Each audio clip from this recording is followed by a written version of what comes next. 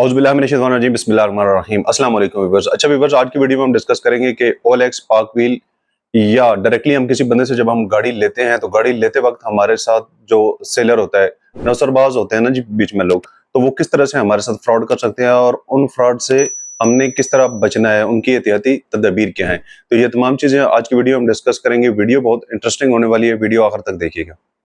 तो सबसे पहले बात कर लेते हैं OLX और पार्क व्हील की। बहुत अच्छी चीज है जी OLX पार्क व्हील। जहां पे OLX और पार्क व्हील के प्लस पॉइंट है, वहां पे बीच में कुछ इस तरह के गंदे लोग भी आ जाते हैं जो कि लोगों को खराब करते हैं।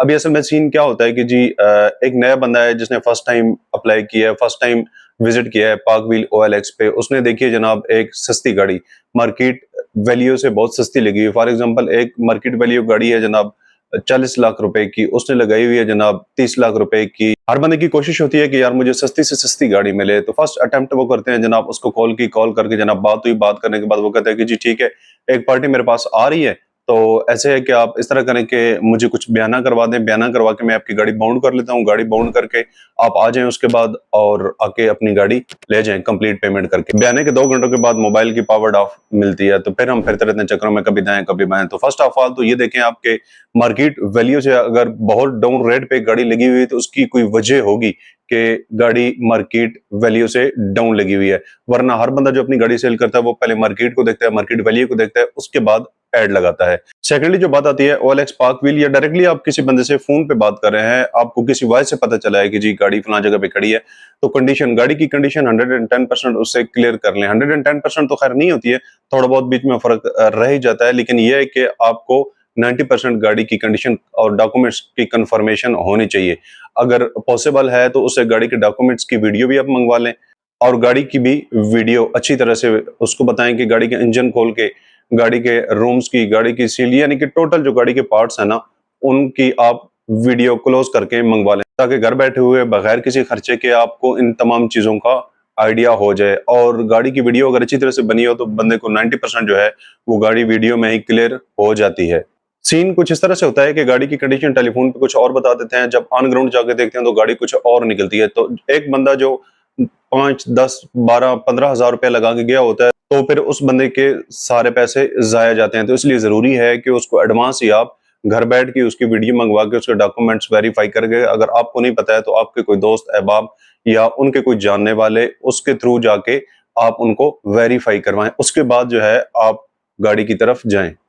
नंबर थर्ड पे, जब भी आप गाड़ी देखते हैं ना, OLX पे देखें, पार्क व्हील पे या किसी डीलर के थ्रू आपको पता चले, तो कोशिश करें कि अपने नजदीक के एरिया में, ठीक है, जो आपके नजदीक का एरिया हो उस एरिया में गाड़ी देखें।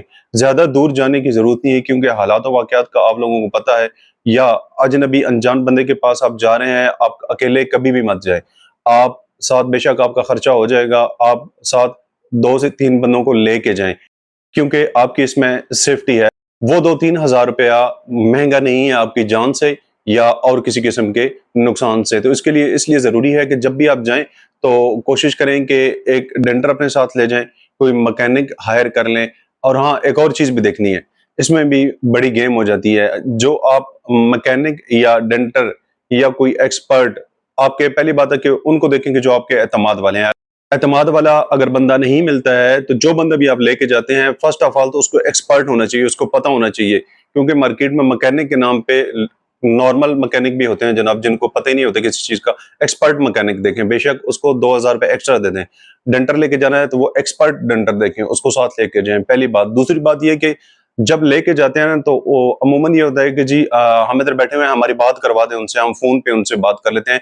उनको आपस में कनेक्ट मत होने दो दोनों पार्टियों को। जो आप साथ लेके जा रहे हैं, डेंटर, पेंटर या मैकेनिक, जो आप साथ लेके जा रहे हैं या जो अगले वाली पार्टी है ना, उन उसका फोन नंबर दें उस डेंटर, पेंटर या मैकेनिक को, और ना ही फोन पे उससे बात करवाएं। और दूसरी बात, जब आप उधर पहुंच जाते हैं, अपनी कस्टडी में सर पे खड़ा होकर उनको अलग नहीं होने देना, क्योंकि वो अलग हो गए तो सीन ये होता है कि बीच में अगर आपने दिए उसे 2000, वो 5000 रुपए दे देगा कि जी मेरी तरफ से रखें और मेरी गाड़ी को पास कर दें। तो ये वाला सीन उधर भी आपने इंश्योर करना है कि जब गाड़ी आप चेक करवा रहे होते हैं, आप बिल्कुल सर पे खड़ा हो, वो बेशक वॉशरूम जाता है, आप गेट के पास खड़े हो जाए, कोई इशू नहीं है, लेकिन ये है कि उसके सर पे रहना है आपने, उसको अकेले तनहा उनके साथ कभी भी नहीं छोड़ना।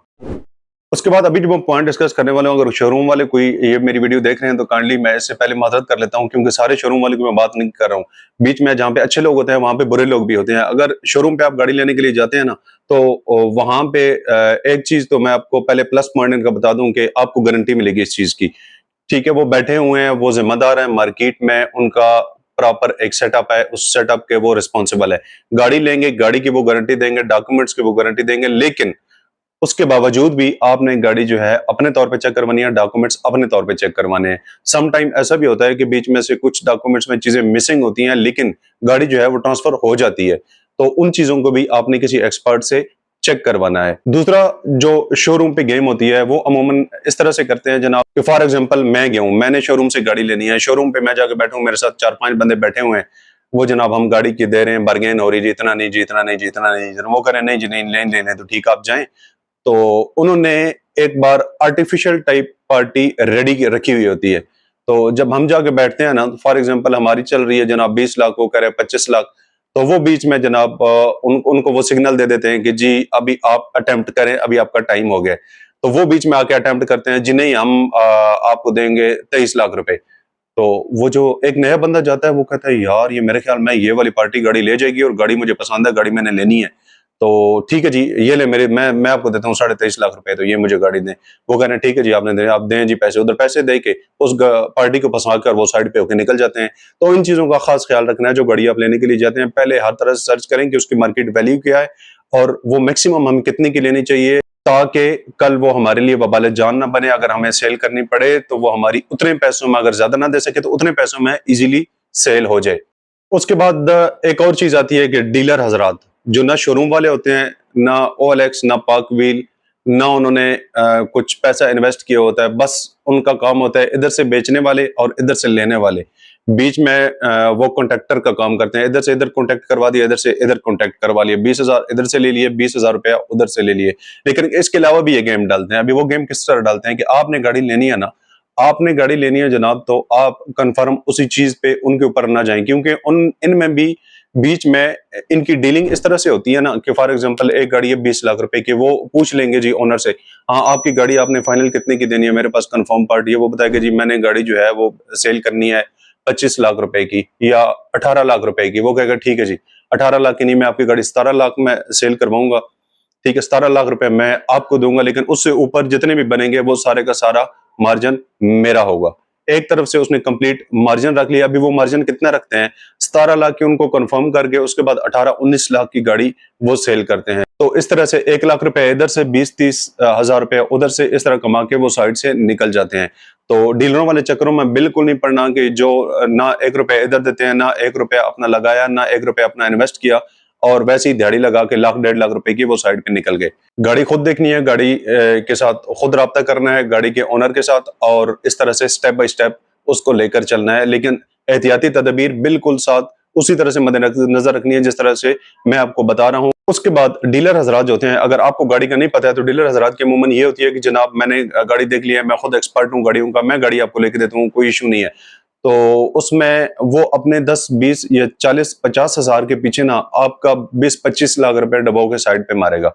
उसको इस चीज की गरज नहीं है। उसने जो गाड़ी सेल करने वाला होता है उससे भी कांटेक्ट किया होता है कि जी आपकी गाड़ी में ये फॉल्ट है, चलें ठीक है जाने दें। अगले वाले जो लेने वाले हैं उनको किसी चीज का नहीं पता, मैं आपकी गाड़ी सेल करवा देता हूँ, लिहाजा आप जो है मुझे इतने, इसके एवज इतने पैसे देंगे। ठीक है, जो कमीशन है वो अलग और इसके एवज इतने पैसे देंगे। वो कहता है ठीक है जी, आप सेल करवा दें। तो वो पार्टी को सेटिस्फाइड करता है कि जी ठीक है, गाड़ी मैंने देख लिया, आप बेफिक्र हो जाएं, आप आए, मैं आपको गाड़ी लेके देता हूँ। तो वो जो गाड़ी लेने वाले होते हैं वो मुकम्मल उसके ऊपर ट्रस्ट करते हैं कि जी ये हमारा जो है बहुत खैरख्वाह है। लेकिन वो खैरख्वाह किस तरह से बना होता है, वो बीच में अपना मार्जिन उसने रखा होता है, अपने 20, 40 या 10 हजार के पीछे जो है अगले के पैसे सारे डबो के वो साइड पे होके निकल जाता है। अगर इनकेस आपको बाद में किसी चीज का पता चले तो वो ये लफ्ज कह के साइड पे हो जाता है कि जी आपने देखी है, मेरा तो काम था आपको कांटेक्ट करवाना आपस में, आपने खुद गाड़ी देखी है, आपने खुद डॉक्यूमेंट चेक किए हैं, मैंने तो कमीशन इस चीज का लिया था कि मैं आप लोगों को आपस में कांटेक्ट करवा दूं। तो खुदारा इन चीजों को बिल्कुल ध्यान के साथ देखिएगा, क्योंकि आपका पैसा बहुत कीमती है, आपके लिए नहीं, आपके बच्चों के लिए। तो उसके बाद जब भी आप गाड़ी लेने के लिए जाते हैं, कोशिश करें अपने साथ कैश कैरी ना करें। जो है आजकल तो ऑनलाइन बैंकिंग है, ऑनलाइन बैंकिंग होनी चाहिए आपके पास। ऑनलाइन बैंकिंग के लिए भी उसके लिए भी जो आपका मोबाइल नंबर आपके अकाउंट के साथ कनेक्ट है, वो मोबाइल नंबर आपके घर पे होना चाहिए। उधर जाके जब आप ट्रांजैक्शन करते हैं, उसका कोड आता है, वो आपके घर पे आए, आप कॉल करें, इसे चेक करें, दोबारा से वो री एंटर करें। तो ये भी एक सिक्योरिटी पॉइंट है। उसके बाद आता है जी लाइव लोकेशन। कभी भी जाते हुए मूव करके आप जा रहे हैं कहीं गाड़ी लेने के लिए, तो वो कहते हैं कि जी आप हमें अपनी लाइव लोकेशन भेजें कि जी हमने गाड़ी को सर्विस करवाना है, तैयार करवाना है, जो भी करना है, यानी कि आप अपनी लोकेशन भेजें। तो ये बिल्कुल भी नहीं करना, अपनी लाइव लोकेशन आपने कभी भी नहीं भेजनी है। हाँ, उनकी लोकेशन उनसे मंगवाई क्योंकि आपने जाना है, वो अपने घर पे मौजूद है, तो आपको अपनी लाइव लोकेशन भेजने की बिल्कुल भी जरूरत नहीं है।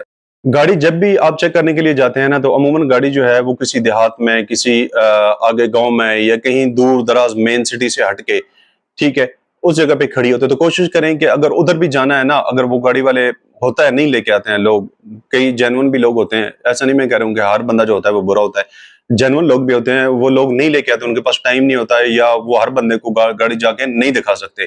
तो बिल्कुल उनके पिन पॉइंट पे ना पहुंचे, नियर बाई कोई पेट्रोल पंप है, कोई होटल है, उधर उनको बताएं कि उधर गाड़ी लें, उधर गाड़ी को जाके चेक करें। आप बंदों को देखें, बंदे एतमाद वाले आपको लग रहे हैं, बोल चाल के अंदाज से भी पता चल जाता है ना कि जी बंदे किस तरह के हैं, तो फिर आप इजीली उनके घर तक जाएं, गाड़ी का सौदा करें और नेक्स्ट स्टेप जो है। गाड़ी लेने के लिए जब भी आप जाते हैं तो कोशिश करें सुबह फर्स्ट टाइम निकलें और दिन की रोशनी में गाड़ी को फाइनल डन करके वापस आएं, क्योंकि जो दिन वाले काम होते हैं, दिन को ऑफिस भी सारे खुले होते हैं, और बाकी जो रूटीन का काम होता है वो भी दिन में इजीली हो जाता है बनिस्बत इसके के रात है। अगर कहीं दूर है बहुत ज्यादा गाड़ी, अगर आप शाम को पहुंचते हैं तो बेहतर है कि जनाब सफर के भी आप थके होंगे, रात को आराम से किसी होटल में स्टे करें, सुबह फर्स्ट टाइम उठ के फ्रेश होके आप बिल्कुल इजी गाड़ी को भी चेक कर सकेंगे, और बाकी मामला भी जो है वो दिन की रोशनी में आसानी के साथ हो जाएंगे, क्योंकि गाड़ियों का ये जो काम होता है भाग दौड़ से ये मुमकिन नहीं होता।